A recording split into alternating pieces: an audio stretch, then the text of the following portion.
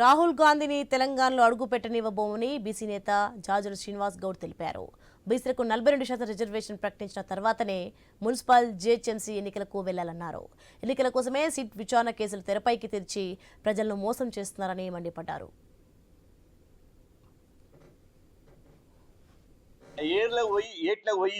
నేను రాయి తీస్తానట. కాబట్టి ఇక్కడ తెలంగాణలో నువ్వు ఇంప్లిమెంట్ చేయండి.